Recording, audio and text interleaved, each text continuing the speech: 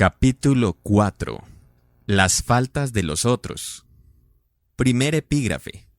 Del Evangelio según San Mateo, capítulo 7, versículos 3 al 5.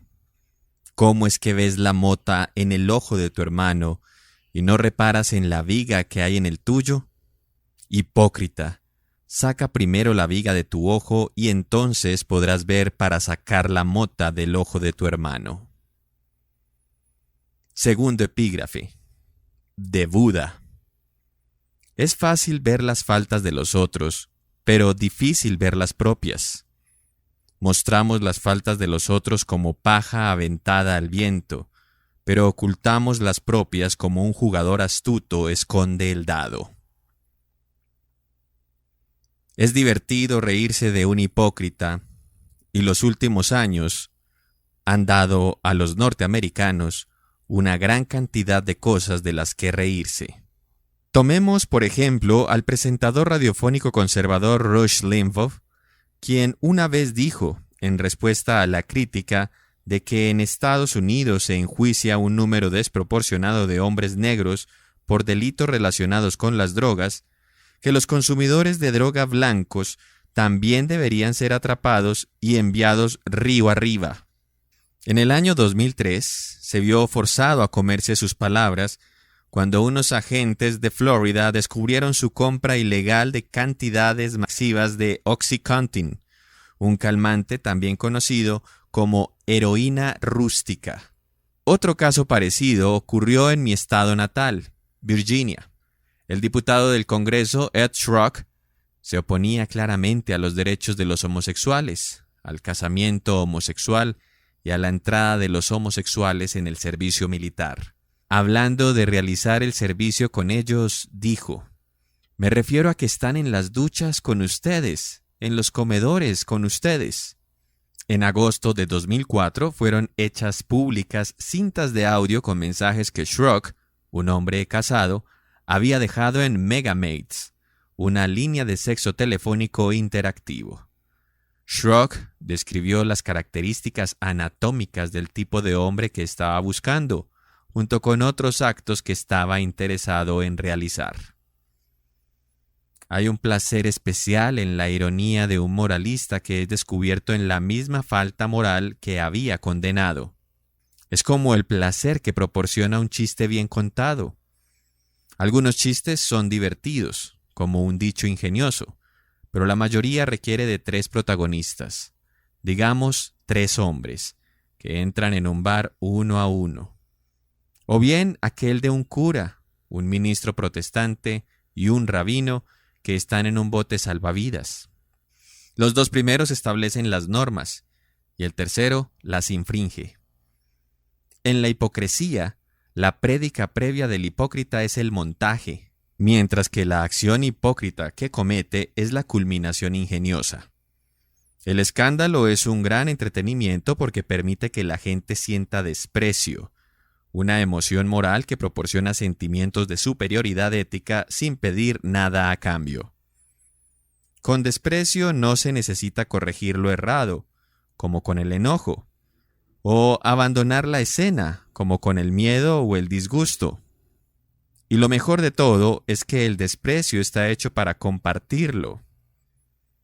Las historias de fallos morales cometidos por otros están entre los tipos de chismes más comunes.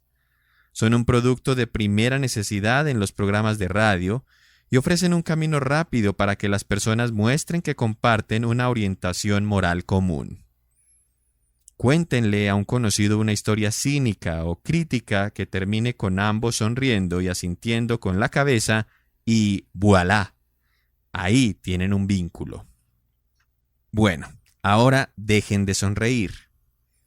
Uno de los consejos más repetidos a través de las culturas y el tiempo es que todos somos hipócritas y que en nuestra condena a la hipocresía de otros solo agravamos la nuestra. Los psicólogos sociales han aislado recientemente los mecanismos que nos vuelven ciegos a la viga en nuestro propio ojo. Las implicaciones morales de estos hallazgos son perturbadoras y desafían nuestras mayores certezas morales. Pero las implicaciones también son liberadoras. nos libran del moralismo destructivo y de la santurronería que divide el mundo en buenos y malos. Mantener las apariencias. Las investigaciones sobre la evolución del altruismo y la cooperación se han basado a menudo en estudios en los cuales personas o personas simuladas en un ordenador practican juegos en los que en cada ronda de los mismos interactúan con un solo jugador, pudiendo elegir entre ser cooperativos y de ese modo aumentar el premio que se pueden repartir, o codiciosos, llevándose tanto como les sea posible para sí mismos. Después de muchas rondas de juego, se cuentan los puntos que cada jugador acumuló y se estudia qué estrategia fue la más provechosa a largo plazo. En estos juegos, que intentan ser modelos simples del juego de la vida, ninguna estrategia vence con el ojo por ojo. A largo plazo y a través de diversos ambientes, vale la pena cooperar al mismo tiempo que mantenerse vigilante por los peligros de ser engañado. Pero estos simples juegos son, de alguna manera, un poco tontos. Los jugadores afrontan elecciones binarias en cada punto, cooperar o desertar, por lo que cada jugador reacciona a lo que el otro jugador hizo en la ronda anterior. En la vida real, sin embargo, no reaccionan a lo que alguien hizo, reaccionan solo a lo que piensan que ese alguien hizo. Y la diferencia entre la acción y la percepción está unida por el puente que establece el arte del manejo de la impresión. Si la vida en sí misma no es sino cómo la apreciamos, entonces, ¿por qué no concentrar nuestros esfuerzos en que los otros crean que son cooperadores, virtuosos y dignos de confianza?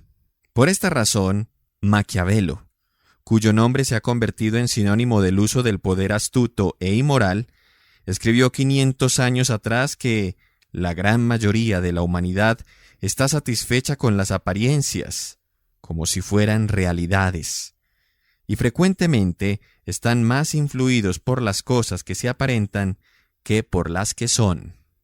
La selección natural, como la política, funciona con el principio de supervivencia del más apto, y varios investigadores han planteado que los seres humanos evolucionan para practicar el juego de la vida de forma maquiavélica.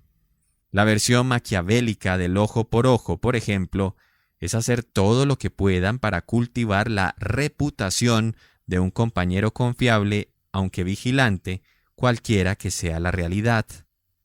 La forma más fácil de cultivar la reputación de ser justo es ser realmente justo. Pero a veces la vida y los experimentos psicológicos nos fuerzan a elegir entre la apariencia y la realidad. Dan Batson, de la Universidad de Kansas, elaboró una manera inteligente de hacer que las personas elijan, y sus resultados no son agradables. Invitó a varios estudiantes a su laboratorio, uno cada vez, para participar en lo que creían que era un estudio sobre cómo las personas trabajan en equipo, dependiendo de si son recompensadas o no. El procedimiento era el siguiente. Un miembro de cada equipo de 2 es recompensado por la respuesta correcta a determinadas preguntas con un boleto de rifa que podría ganar un premio valioso. El otro miembro no obtiene nada. Los sujetos también fueron informados de que una parte adicional del experimento se refería a los efectos del control. Entonces ustedes, el sujeto, deciden quién obtiene la recompensa y quién no obtiene nada. Su compañero ya está aquí, en otro cuarto, y no se encontrarán. Su compañero será informado de que la decisión fue hecha al azar. Pueden tomar la decisión de la manera que quieran. Y aquí hay una moneda. La mayoría de las personas parece pensar que tirar una moneda es la manera más justa de tomar una decisión. A los sujetos se les dejaba solos para que eligiesen. Más o menos la mitad usó la moneda. Batson lo sabe porque la moneda fue envuelta en una bolsa de plástico y la mitad de las bolsas fueron abiertas. De los que no tiraron la moneda, el 90% eligió la tarea positiva para ellos. Para los que tiraron la moneda, las leyes de probabilidad fueron suspendidas y el 90% eligió la tarea positiva para sí mismos. Batson había dado a todos los sujetos diversos cuestionarios sobre moralidad semanas antes. Los sujetos eran estudiantes en clases de psicología, así que pudo chequear de qué forma varias medidas de personalidad moral predecían el comportamiento. Su hallazgo fue que las personas que informaban estar más afectadas por el cuidado de los otros y por temas de responsabilidad social era más probable que abrieran la bolsa, pero no era más probable que le dieran a la otra persona la tarea positiva. En otras palabras, las personas que creen que son particularmente morales, de hecho, es más probable que hagan lo que es correcto y tiren la moneda.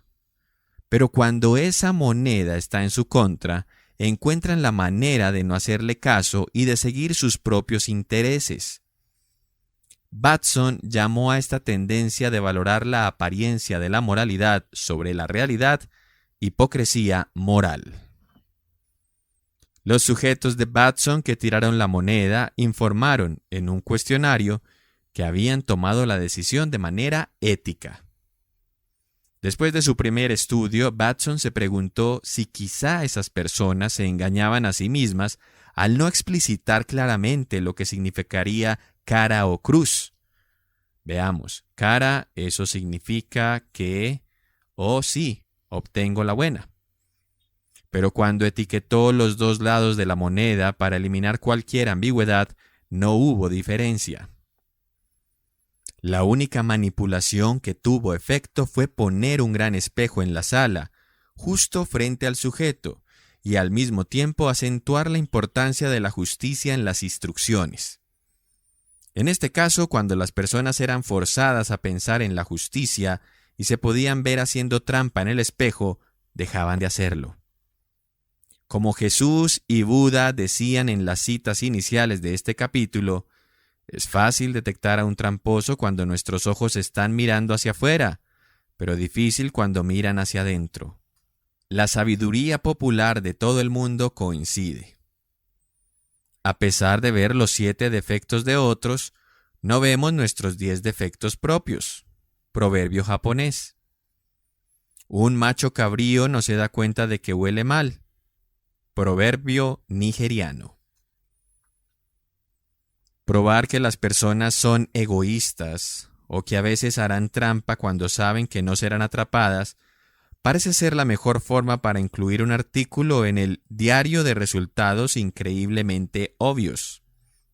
Pero lo que no es tan obvio es que en casi todos estos estudios las personas no creen estar haciendo algo malo. Así sucede también en la vida real.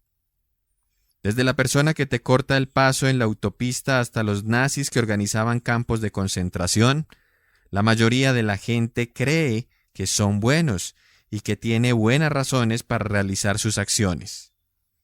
El ojo por ojo maquiavélico requiere devoción por las apariencias, incluyendo declaraciones de la propia virtud, aun cuando uno elija el vicio.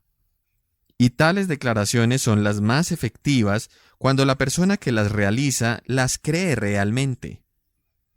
Como Robert Wright decía en su magistral libro The Moral Animal, los seres humanos somos una especie espléndida en nuestra variedad de equipamiento moral, trágicos en nuestra propensión al mal uso y patéticos en nuestra ignorancia constitucional del mal uso.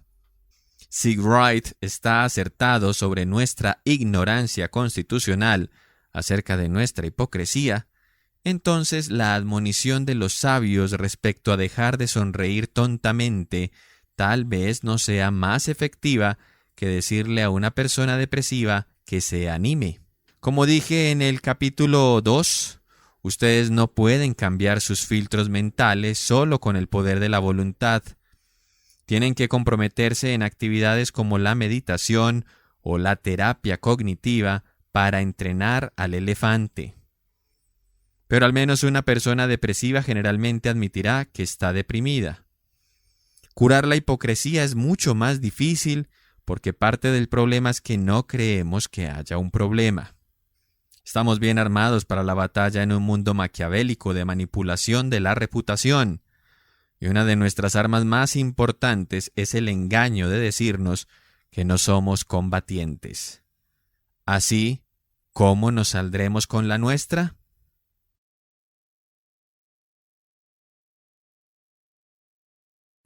Encuentra tu abogado interior. ¿Recuerdan a Julie y Mark, los hermanos que practicaron sexo en el primer capítulo?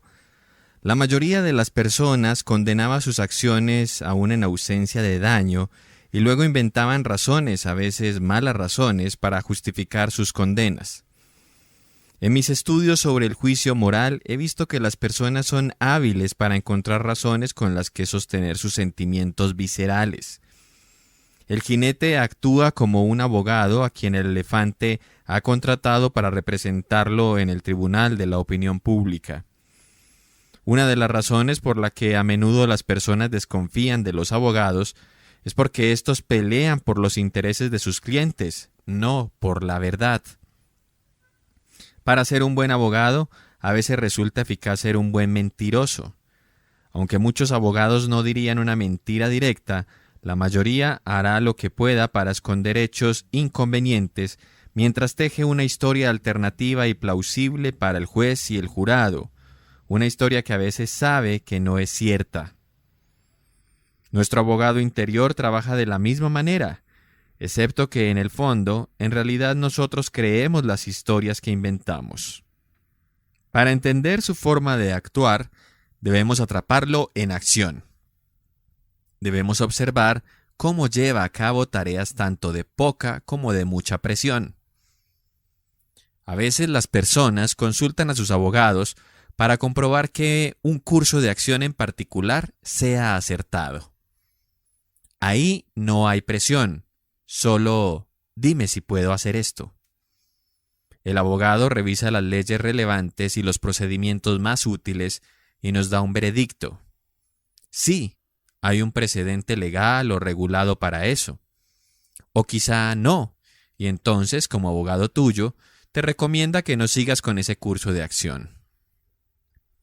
Un abogado realmente eficaz puede estudiar todos los lados de la cuestión, pensar todas las posibles ramificaciones y recomendar cursos de acción alternativos. Pero esa minuciosidad depende en parte del cliente. ¿Realmente quiere consejo? ¿O solo quiere que se le dé luz roja o verde para su plan? Los estudios sobre razonamientos cotidianos muestran que el elefante no es un cliente muy inquisitivo. Cuando a las personas se les formulan preguntas difíciles de responder, por ejemplo, ¿debería aumentar el salario mínimo? En general se inclinan hacia un lado o el otro rápidamente y luego recurren al razonamiento para ver si hay algo que apoye su posición. Por ejemplo, una persona cuyo primer instinto es que el salario mínimo debería aumentar, busca en su entorno alguna evidencia que la apoye. Si piensa en su tía Flo, que trabaja con un salario mínimo y con él no puede sostener a su familia, entonces sí, eso significa que el salario mínimo debe ser aumentado. Todo listo. Diana Kuhn, una psicóloga cognitiva que ha estudiado el tema del razonamiento cuidadosamente, vio que la mayoría de la gente encontraba inmediatamente pseudoevidencias, como por ejemplo en el caso de la tía Flo. La mayoría no aportaba evidencias reales para sostener su posición, y muchos no hacían ningún esfuerzo para buscar evidencias que se opusieran a su posición inicial. David Perkins, un psicólogo de Harvard que ha dedicado su carrera a mejorar el razonamiento, descubrió lo mismo que Kuhn. Perkins nos dice que en general el pensamiento usa la regla del «eso tiene sentido», regla que detiene el proceso de pensar. Tomamos una posición, buscamos una evidencia que la sustente, y si encontramos evidencia suficiente para que nuestra posición tenga sentido, dejamos de pensar. Es cierto que en una situación de baja presión como esta del salario mínimo, si alguien aporta razones y evidencias en el otro sentido, las personas pueden ser inducidas a cambiar de opinión. Pero en cualquier caso no hacen ningún esfuerzo por desarrollar este pensamiento ellas mismas. Ahora añadamos un poco de presión. Al cliente le han atrapado engañando con sus impuestos. Llama a su abogado. No confiesa su falta y pregunta: ¿está bien lo que hice? Y añade: haz algo. El abogado se pone en acción, evaluando la evidencia perjudicial e investigando precedentes y escapatorias, así como calculando de qué forma los gastos personales pueden ser plausiblemente justificados como gastos de negocios. En este caso, el abogado ha recibido una orden: usa todos tus poderes para defenderme. Los estudios sobre razonamiento motivado muestran que las personas que están motivadas para llegar a una conclusión en particular aún son peores razonadoras que las de los estudios de Kuhn y Perkins, pero básicamente el mecanismo es el mismo: una búsqueda parcial solo de evidencias que nos beneficien.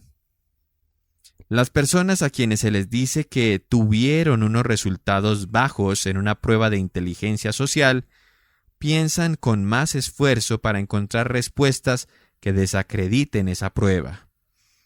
Las personas a quienes se les pide que lean un estudio que muestra que uno de sus hábitos, como beber café, no es saludable, piensan con más esfuerzo para encontrar los defectos de ese estudio, defectos que los no bebedores de café no perciben.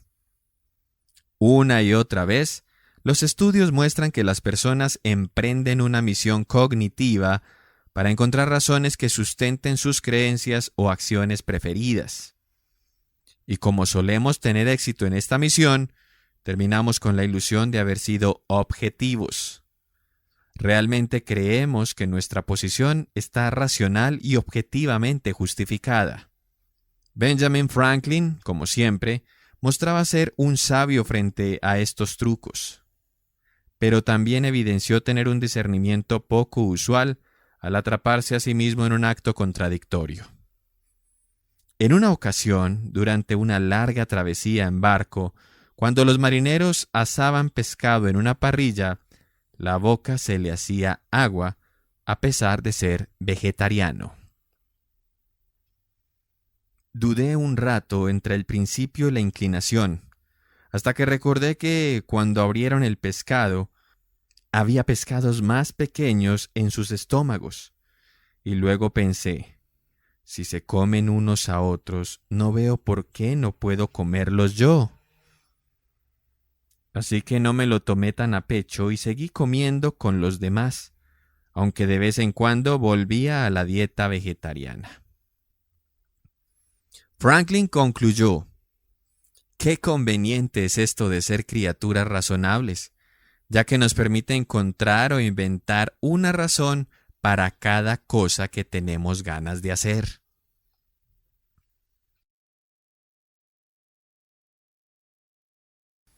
El espejo color de rosa.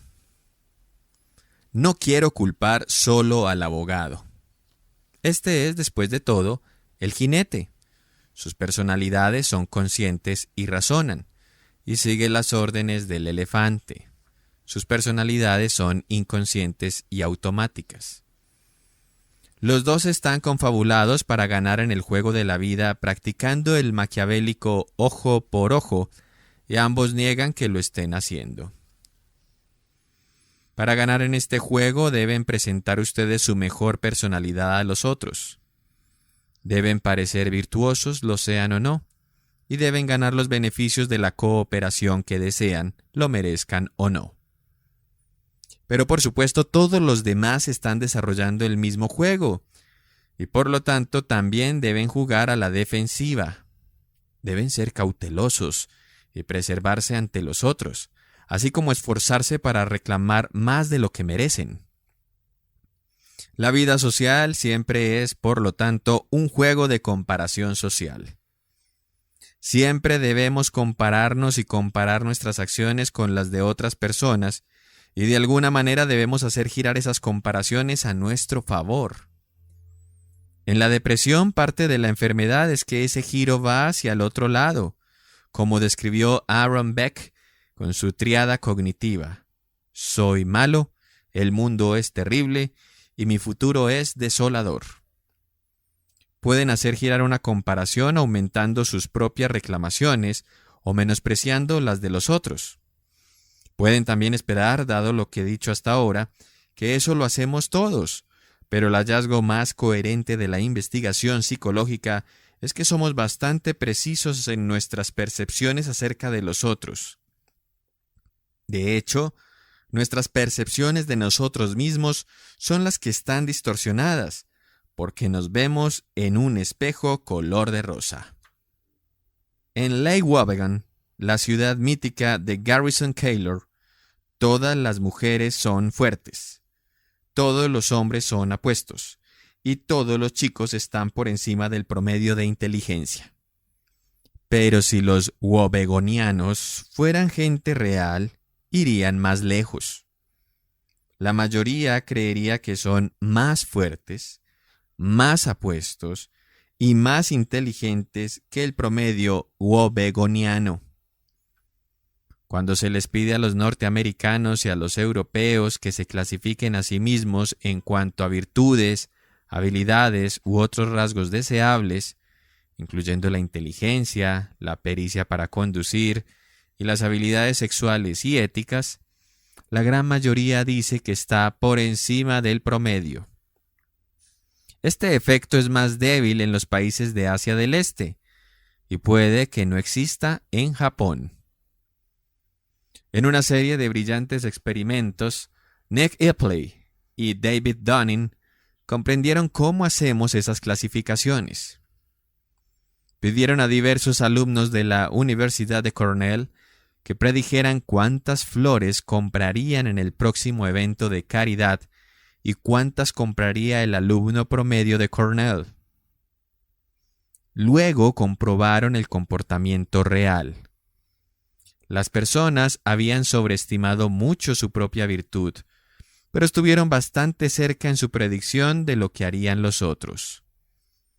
En un segundo estudio, Epley y Dunning pidieron a los encuestados que predijeran qué harían en un juego que podrían practicar por dinero de manera egoísta o cooperativa. Surgieron los mismos hallazgos. Un 84% predijo que cooperaría, pero los sujetos predecían que solo el 64% de los demás lo haría. Cuando realizaron el juego real, un 61% cooperó.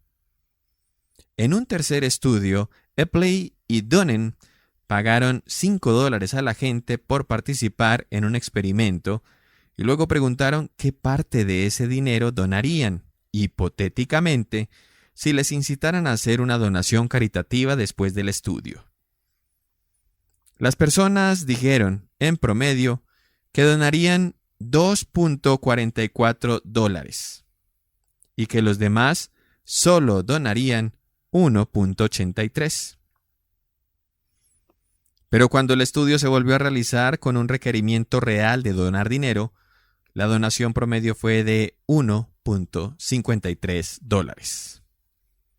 En otro estudio posterior, estos investigadores describieron los detalles del citado tercer estudio a un nuevo grupo de sujetos y les pidieron que predijeran cuánto dinero donarían si hubieran estado en la condición real y cuánto dinero donaría otro alumno de Cornell en promedio. Una vez más, los sujetos predijeron que serían mucho más generosos que los otros.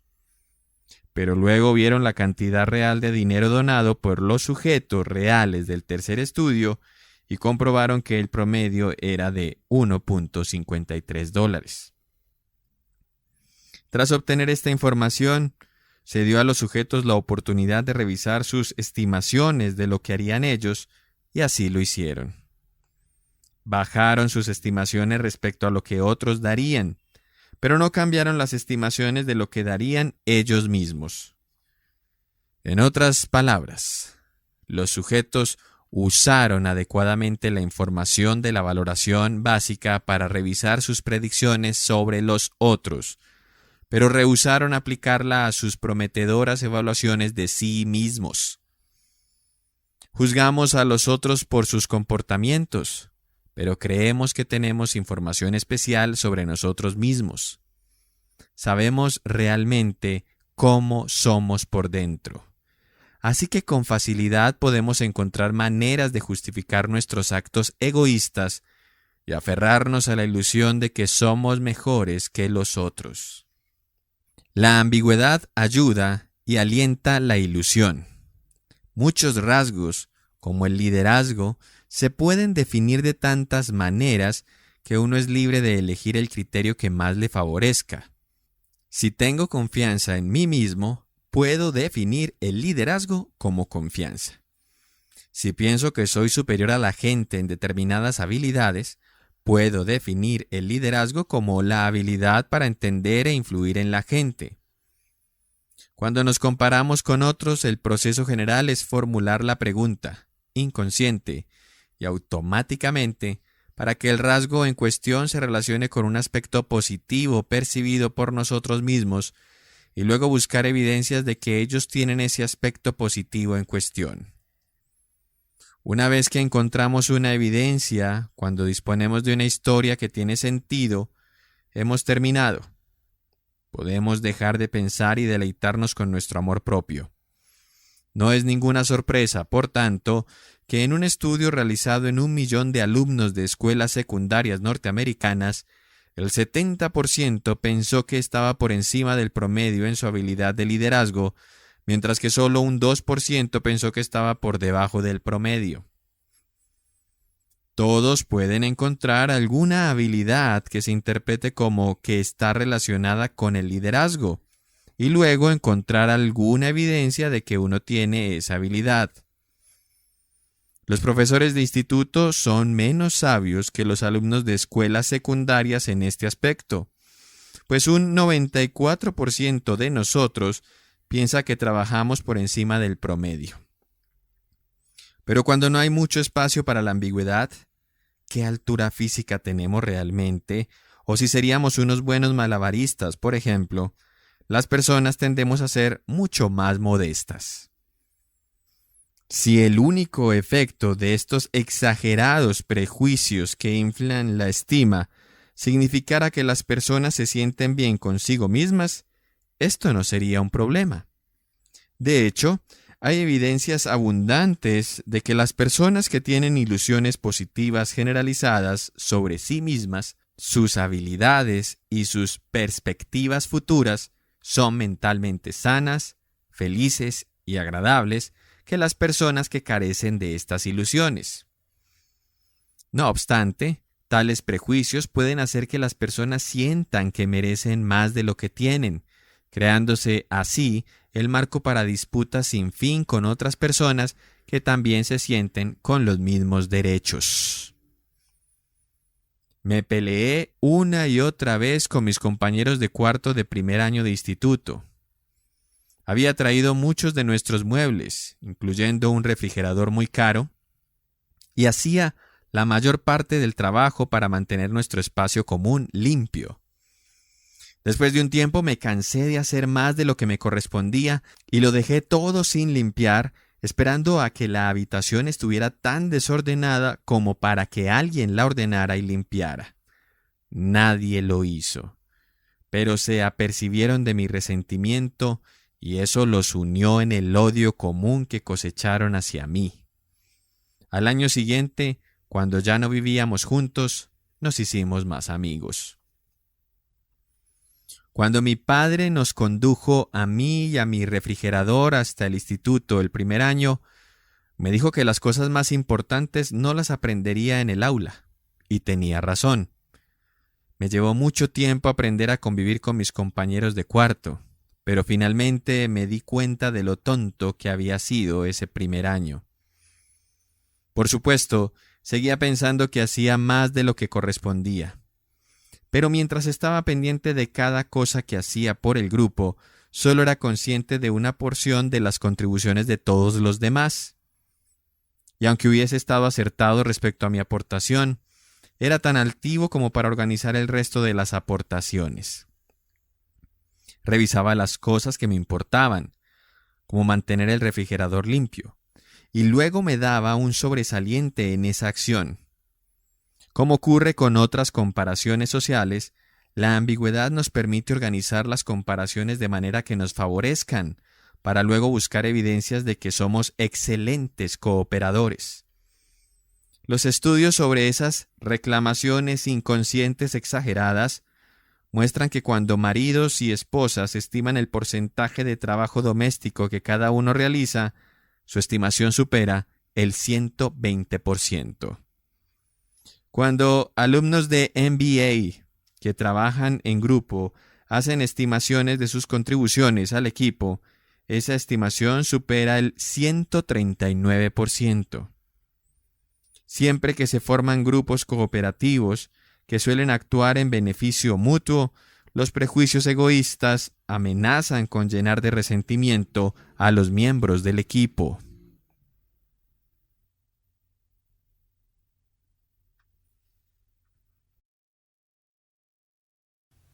Yo tengo razón, tú eres parcial.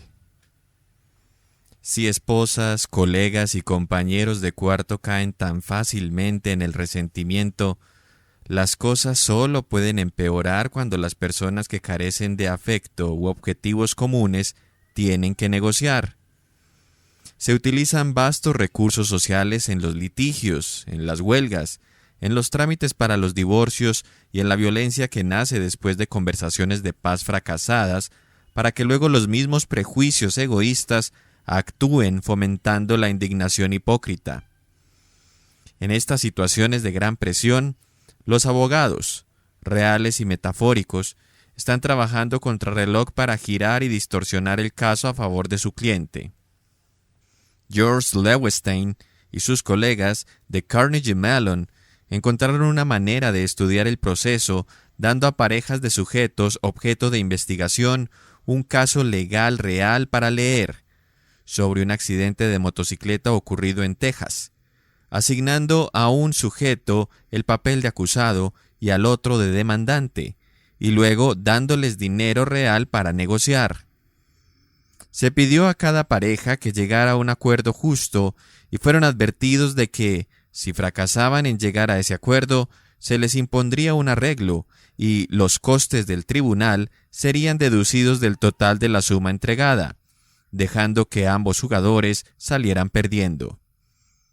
Cuando estos supieron qué rol interpretaba cada uno, desde el principio leyeron los materiales del caso de maneras diferentes, hicieron distintas conjeturas sobre el arreglo que había impuesto el juez en el caso real y discutieron de manera parcial. Más de una cuarta parte de las parejas fracasó al tratar de llegar a un acuerdo. Sin embargo, cuando los jugadores no sabían qué rol iban a interpretar hasta después de leer todos los materiales, se volvieron mucho más razonables y solo el 6% de las parejas fracasó para resolver el caso.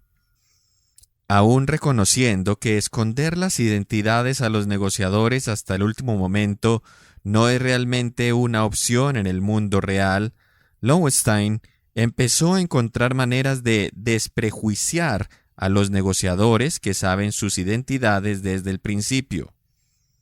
Lo intentó haciendo que los sujetos les dieran ensayos breves sobre los tipos de prejuicios egoístas que afectaban a las personas en su situación, para ver si así los sujetos podían corregir sus prejuicios. De eso nada. Los sujetos usaban esa información para predecir el comportamiento de sus oponentes con más precisión y no cambiaban en absoluto sus propios prejuicios. Como Epley y Dunning habían descubierto, las personas están realmente abiertas a informaciones que predicen el comportamiento de otros, pero se niegan a reconsiderar su propia valoración. En otro estudio, Lowenstein siguió el consejo frecuentemente dado por terapeutas de matrimonios e hizo que cada sujeto escribiese primero un ensayo discutiendo el caso de la otra persona tan convincentemente como fuese posible. Eso todavía fue peor. La manipulación produce resultados inesperados. Quizá porque pensar sobre los argumentos del oponente dispara automáticamente pensamientos adicionales en nosotros y nos prepara para refutar aquellos. En este caso hubo una manipulación que sí funcionó. Cuando los sujetos leyeron el ensayo sobre prejuicios egoístas y luego se les pidió que escribieran un ensayo acerca de las debilidades propias, su rectitud más íntima recibió una sacudida. Los sujetos de este estudio eran tan justos como aquellos que declaraban sus intenciones en el último minuto. Pero antes de que sean demasiado optimistas sobre esta técnica para reducir la hipocresía, deberían darse cuenta de que Lowenstein estaba pidiendo a los sujetos que encontraran debilidades en su caso concreto, respecto a las posiciones que estaban discutiendo, y no en sus caracteres. Cuando se trata de que la gente observe su propio cuadro de Dorian Gray, esto establece una lucha mucho mayor. Emily Cronin, de Princeton, y Lee Ross, de Stanford, han intentado que las personas superen sus prejuicios egoístas, ilustrándolas sobre los prejuicios y luego preguntándoles: bien, ahora que ya saben qué es un prejuicio, ¿quieren cambiar lo que acaban de decir de sí mismos? A lo largo de muchos estudios el resultado fue el mismo. Las personas estaban muy contentas de aprender sobre las distintas formas que ofrecen los prejuicios egoístas, pero luego aplicaban sus nuevos conocimientos para predecir las respuestas de los otros. En este proceso, sus valoraciones de sí mismas no quedaban afectadas. Aunque ustedes tomen a la gente de la solapa, la sacudan y griten: ¿me quiere escuchar?, la mayoría de la gente tiene una perspectiva inflada de sí misma. Sea realista. Ellos se niegan a hacerlo, murmurando para sí mismos: bueno, habrá otras personas que sean parciales, pero yo estoy por encima del promedio en liderazgo. Cronin y Ross rastrearon esta resistencia hasta dar con un fenómeno al que llamaron realismo pueril. Cada uno de nosotros piensa que vemos el mundo directamente como es en realidad. Creemos todavía con más ahínco que los hechos, como nosotros los vemos, están ahí para que todos los vean, y que por tanto los otros deberían estar de acuerdo con nosotros. Si no están de acuerdo, eso significa que no han sido expuestos a hechos relevantes o que están cegados por sus intereses e ideologías.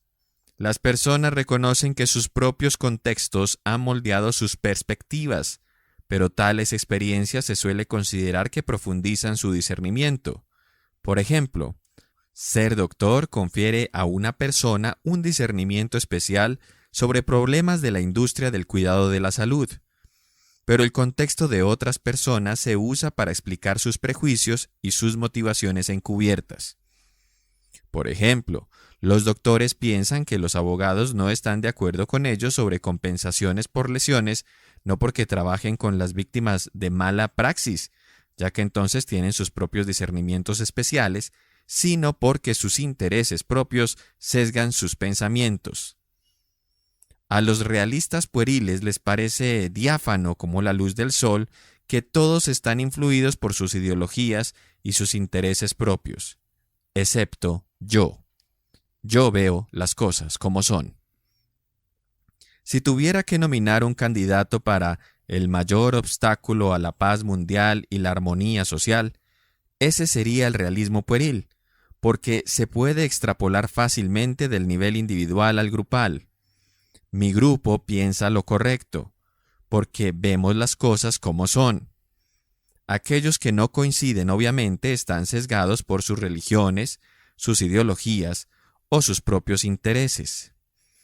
El realismo pueril nos propone un mundo cimentado en unas nociones del bien y del mal claramente delimitadas, y esto nos retrotrae a la más perturbadora implicación del consejo del sabio sobre la hipocresía. El mal y el bien no existen más allá de nuestras creencias sobre ellos.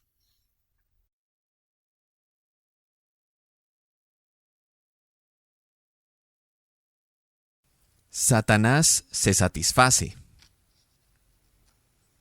Un día de 1998 recibí una carta manuscrita de una mujer de mi ciudad a quien no conocía. La mujer me alertaba sobre cómo el crimen, las drogas y el embarazo en adolescentes se descontrolaban vertiginosamente. La sociedad caía cuesta abajo a medida que Satanás abría sus alas. Esa mujer me invitaba a ir a su iglesia para encontrar refugio espiritual. Mientras leía su carta tenía que coincidir con ella en que Satanás había abierto sus alas, pero solo para huir y dejarnos en paz. El final de la década de 1990 fue una edad de oro. La Guerra Fría había terminado. La democracia y los derechos humanos estaban extendiéndose. Sudáfrica había vencido al apartheid. Israelíes y palestinos estaban recogiendo los frutos de los acuerdos de Oslo y llegaban signos alentadores de distensión desde Corea del Norte. Aquí en Estados Unidos el crimen y el desempleo habían bajado drásticamente, mientras que el mercado de valores bursátiles subía cada vez más alto y la prosperidad consecuente prometía borrar la deuda nacional. Hasta las cucarachas desaparecían de nuestras ciudades por el uso ampliamente difundido del pesticida Combat. Entonces, ¿de qué demonios me hablaba aquella mujer? Cuando se escriba la historia moral de los años 90, la podrían titular Buscando desesperadamente a Satanás. Con la armonía y la paz ascendentes, los norteamericanos parecían estar buscando villanos sustitutos.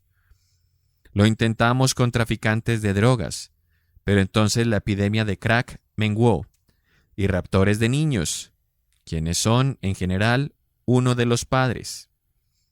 Lo adecuado culturalmente difamaba a los homosexuales. La izquierda difamaba a los racistas y homofóbicos. Mientras yo pensaba en estos diversos villanos, incluyendo a los más viejos, el comunismo y el mismísimo Satanás, me daba cuenta de que la mayoría de ellos comparte tres propiedades. Son invisibles, pues el mal no puede identificarse solo por las apariencias. Su mal se expande por contagio y es vital proteger a las personas jóvenes impresionables de infecciones, por ejemplo, de las ideas comunistas, los maestros homosexuales o los estereotipos que transmite la televisión. Y los villanos solo pueden ser derrotados si todos nos enfrentamos a ellos como un equipo. Para mí quedó muy claro que algunas personas querían creer que estaban en una misión divina o que peleaban por algún bien secular, animales, fetos, los derechos de la mujer, y que no se puede obtener gran cosa de este tipo de misiones sin buenos aliados y un mejor enemigo. El problema del mal ha acosado a muchas religiones desde sus nacimientos. Si Dios es todo bondad y todopoderoso, entonces, o bien, Él permite que el mal florezca, en tal caso no es todo bondad, o bien, se esfuerza contra el mal, y en tal caso no es todopoderoso. Las religiones han elegido generalmente una de estas tres soluciones a esta paradoja. Una solución es el dualismo directo, esto es, hay fuerzas del bien y fuerzas del mal, y estas son iguales y opuestas y pelean eternamente. En este sentido, los seres humanos formamos parte de este campo de batalla. Fuimos creados en parte buenos y en parte malos, y debemos elegir de qué lado queremos estar. Esta perspectiva es más clara en religiones que nacieron en Persia y Babilonia, tales como el zoroastrismo. Esta perspectiva influyó en el cristianismo en forma de una doctrina duradera llamada maniqueísmo. Una segunda resolución es el monismo directo. Hay un solo Dios que creó el mundo como debe ser, y el mal es una fantasmagoría. Esta perspectiva dominó diversas religiones que se desarrollaron en la India, las cuales sostienen que el mundo entero, o al menos su adherencia emocional en nosotros, es una ilusión, y que la iluminación consiste en romper esa fantasmagoría. El tercer acercamiento tomado por el cristianismo mezcla el monismo y el dualismo de una manera que finalmente reconcilia la bondad y el poder de Dios con la existencia de Satanás. Este argumento es tan complicado que no puedo comprenderlo, ni tampoco pueden, aparentemente, muchos cristianos que, a juzgar por lo que escucho en las emisoras de radio evangelistas de Virginia, parecen sostener una perspectiva del mundo claramente maniquea. De acuerdo con ella, Dios y Satanás están peleando en una guerra eterna. De hecho, a pesar de la diversidad de argumentos teológicos dados por distintas religiones, las representaciones concretas de Satanás, los demonios y otras entidades del mal terminan siendo sorprendentemente similares a través de continentes y eras. Desde una perspectiva psicológica, el maniqueísmo tiene perfecto sentido. Nuestras vidas son la creación de nuestras mentes, decía Buda, y nuestras mentes evolucionan para ejercer un ojo por ojo maquiavélico. Todos cometemos actos egoístas y de corto alcance, pero nuestro abogado interior se asegura de que no nos culpemos a nosotros mismos o a nuestros aliados por ello. Así, se nos convence de nuestra propia virtud, pero estamos prestos para ver prejuicios, codicia y doblez en los otros. Acertamos a menudo al juzgar los motivos de los otros, pero a medida que cualquier conflicto aumenta, empezamos a exagerar cada vez más, a tejer una historia en la cual la virtud pura, nuestro bando, está en batalla con el puro vicio, el de ellos.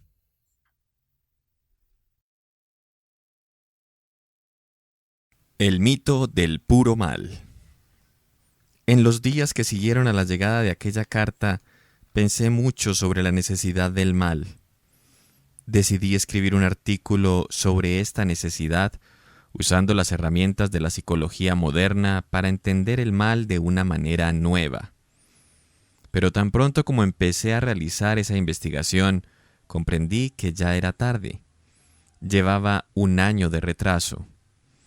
Una pregunta de 3000 años de antigüedad había recibido una explicación psicológica completa y apremiante el año anterior. La dio Roy Baumeister, uno de los más creativos y versátiles psicólogos sociales de la actualidad. En Evil, Inside Human Cruelty and Aggression, el mal dentro de la crueldad y la agresión humana, Baumeister examinó el mal desde la perspectiva tanto de la víctima como del perpetrador, y encontró que las personas que hacen cosas que consideramos como malas, desde la violencia de género hasta el largo camino que conduce al genocidio, raramente piensan que están haciendo algo malo. Casi siempre se ven a sí mismas como respondiendo a ataques y provocaciones de maneras que están justificadas. A menudo piensan que ellas mismas son las víctimas. Sin duda, les resulta muy fácil actuar a través de esta táctica. Son muy listos para comprender los prejuicios usados por otros para proteger su autoestima. La parte perturbadora de este hallazgo es que Baumeister nos muestra no solo nuestras propias distorsiones como víctimas, sino también cuán virtuosos abogados somos de esas víctimas. En casi todos los recovecos de la literatura de investigación en los que Baumeister buscó, encontró que a menudo las víctimas comparten algo de la culpa. La mayoría de los asesinatos proceden de un ciclo de aumento de provocación y represalia. En muchos casos, el cadáver pudo haber sido fácilmente el asesino. En la mitad de las disputas domésticas, ambos esposos usaron la violencia. Baumeister señala que, aun en casos obvios de brutalidad policial, tales como la infame paliza grabada en vídeo que recibió Rodney King en Los Ángeles en 1991, generalmente hay mucho más meollo en la historia que lo que nos muestran las noticias. Las noticias de la pequeña pantalla ganan televidentes satisfaciendo la necesidad de la gente de creer que el mal acecha a la tierra. Baumeister es un extraordinario psicólogo social, sobre todo porque en su investigación de la verdad se despreocupa de la corrección política. Hay casos donde el mal cae del claro cielo azul en la cabeza de una víctima inocente, pero en su mayoría los casos son mucho más complicados y Baumeister está dispuesto a infringir el sagrado tabú que impide culpar a la víctima para comprender qué pasó realmente. Las personas suelen tener razones para recurrir a la violencia, y esas razones incluyen a menudo la represalia o venganza por una injusticia percibida o por haber protagonizado una agresión en defensa propia. Esto no significa que ambas partes no sean igualmente culpables. Los perpetradores, a menudo groseramente, reaccionan con exageración y malinterpretan los hechos, usando los prejuicios egoístas. Pero el punto de vista de Baumeister es que tenemos una necesidad profunda de entender la violencia y crueldad a través de lo que él llama el mito del puro mal. De los muchos aspectos de este mito, los más importantes son que los hacedores del mal son puros en sus motivos malvados. No tienen motivos para sus acciones más allá del sadismo y la codicia. Las víctimas son puras en su estado de víctimas.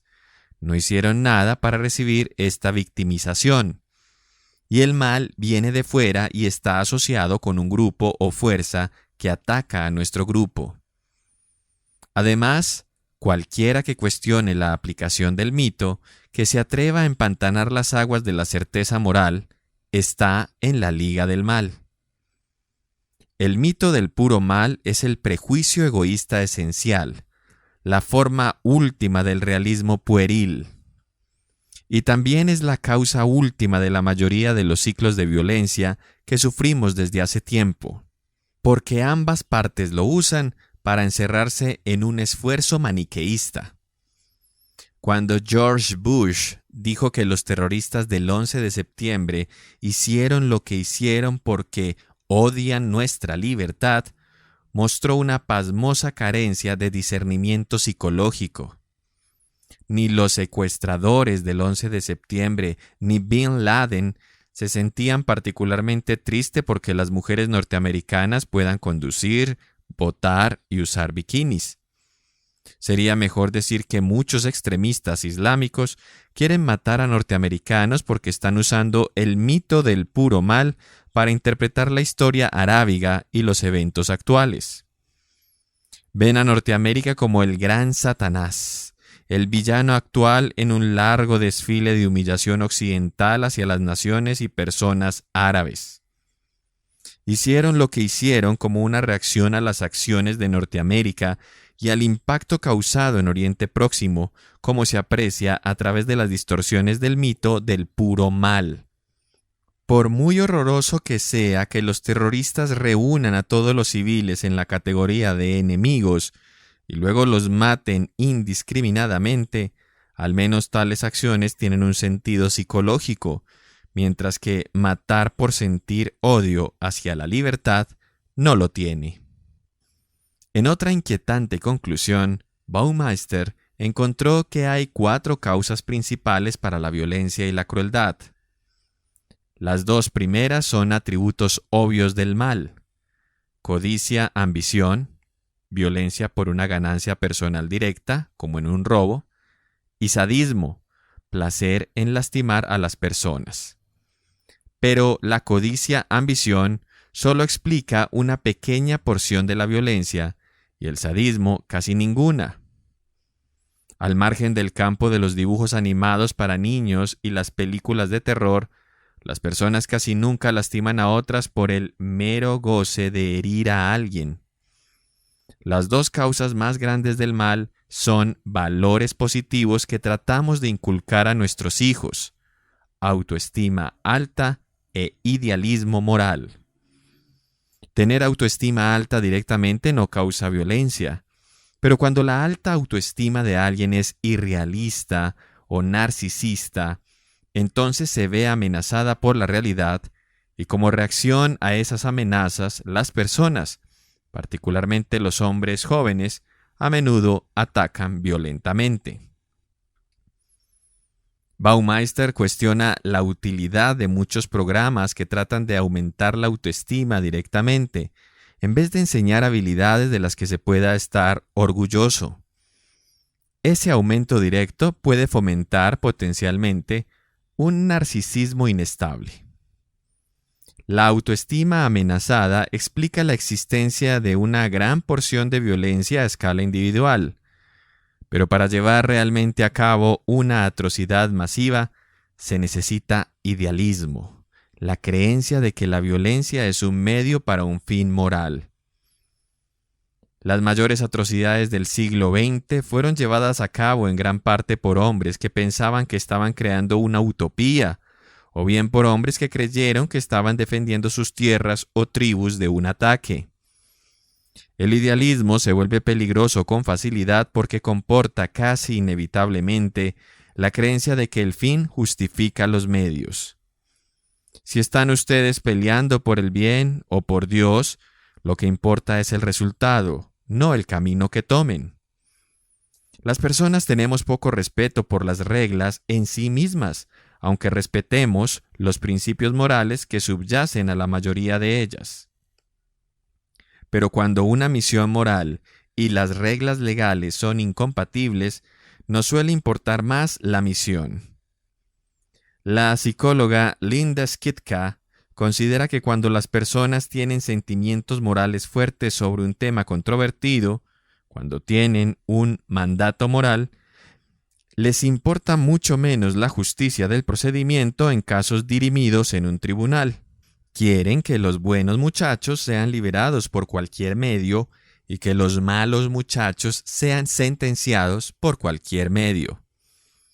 Por tanto, no es sorprendente que la administración de George W. Bush argumente coherentemente que la matanza extrajudicial, el encarcelamiento indefinido o sin juicio y un trato físico severo a los prisioneros son aceptables y que incluso son pasos necesarios en la guerra contra el terror.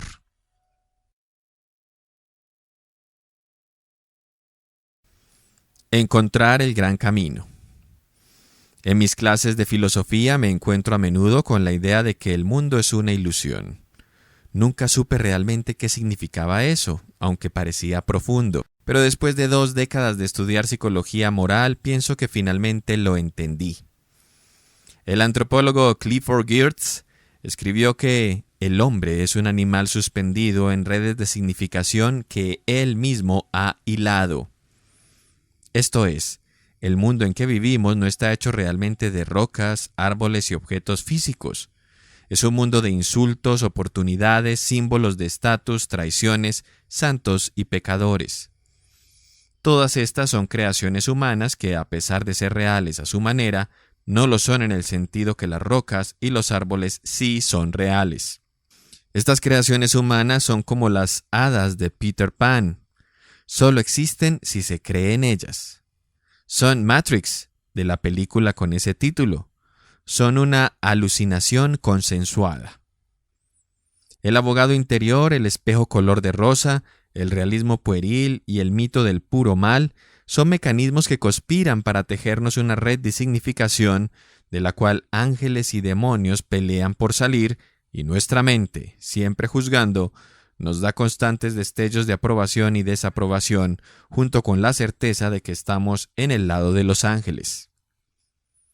Desde esta posición estratégica todo parece bastante tonto, tanto ese moralismo como esa rectitud y esa hipocresía.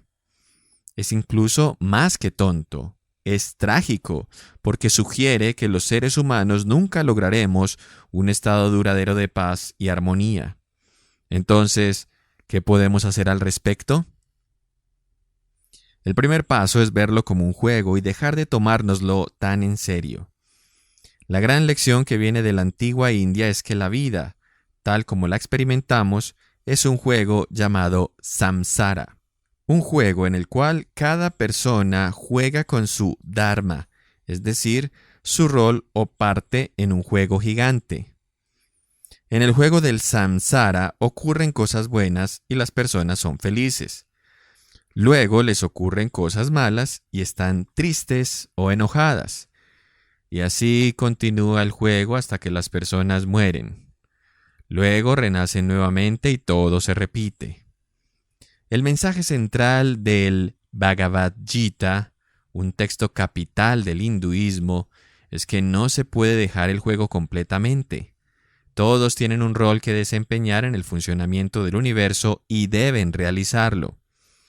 Pero deberían hacerlo de manera correcta, sin estar apegados a los frutos o resultados de sus acciones.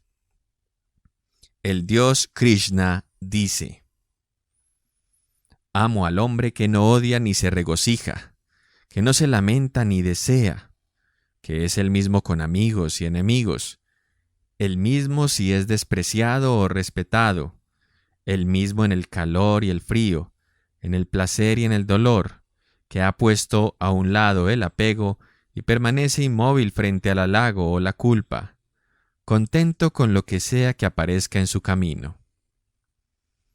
Buda fue un paso más lejos. Él también aconsejaba la indiferencia ante los altibajos de la vida, pero urgía a dejar el juego completamente. El budismo es un conjunto de prácticas para escapar del samsara y del ciclo eterno de renacimiento. Aunque divididos entre retirarse del mundo o comprometerse en él, todos los budistas coinciden en la importancia que tiene entrenar la mente para detener el impulso incesante a juzgar. Zen Zan, uno de los primeros maestros de Zen chino, instaba a no juzgar como un prerequisito para seguir el camino perfecto en este poema escrito alrededor del año 700 después de Cristo.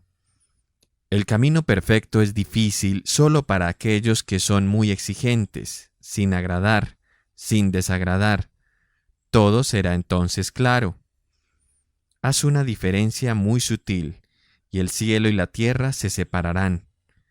Si quieres que la verdad se levante claramente delante de ti, nunca estés a favor o en contra. El esfuerzo entre a favor o en contra es la peor enfermedad de la mente. El juicio es, de hecho, una enfermedad de la mente. Conduce al enojo, el tormento y el conflicto.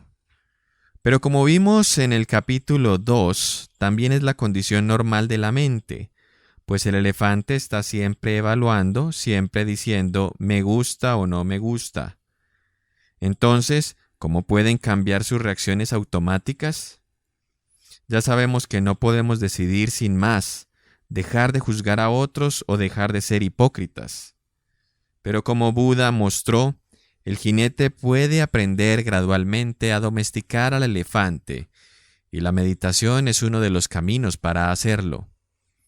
La meditación es aconsejable para volver a las personas más calmadas, menos reactivas frente a los altibajos y las provocaciones mezquinas de la vida. La meditación es el modo oriental de entrenarse uno mismo para tomar las cosas filosóficamente. La terapia cognitiva también funciona. En Sentirse Bien, una guía popular de terapia cognitiva, David Burns dedica todo un capítulo al enojo. En él recomienda usar muchas de las mismas técnicas que Aaron Beck aplicó para la depresión. Escribir los pensamientos, aprender a reconocer las distorsiones que existen en esos pensamientos y luego buscar un pensamiento más apropiado.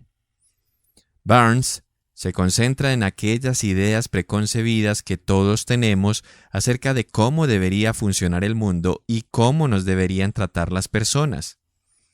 Las infracciones a estas concepciones personales sobre lo que debería ser son la causa principal del enojo y el resentimiento. Burns también recomienda la empatía. En cualquier conflicto, vean el mundo desde el punto de vista de su oponente y comprobarán que no está completamente loco. Si bien estoy de acuerdo con el enfoque general de Burns, El material que he revisado de su capítulo citado sugiere que, una vez que el enojo entra en juego, la gente encuentra extremadamente difícil tener empatía y entender la perspectiva ajena. La mejor opción para empezar es, como Jesús aconsejaba, estudiarse ustedes mismos, ver la viga en sus propios ojos. Bateson y Lowenstein descubrieron que para olvidarse de los prejuicios, lo mejor es observarse uno mismo. Solo veremos nuestra viga si ejecutamos una búsqueda deliberada y nos esforzamos por encontrarla. Pruébenlo ustedes ahora mismo. Piensen en un conflicto interpersonal que tuvieron hace poco con alguien a quien quieren, y luego describan de qué manera su comportamiento no fue ejemplar. Quizá hicieron algo insensible, aunque tuvieran derecho a hacerlo, o hiriente, aunque puedan justificarlo rápidamente. Cuando captan enseguida una falta en sí mismos, probablemente oirán argumentos frenéticos de su abogado interior, excusándoles y culpando a otros, pero no le hagan caso.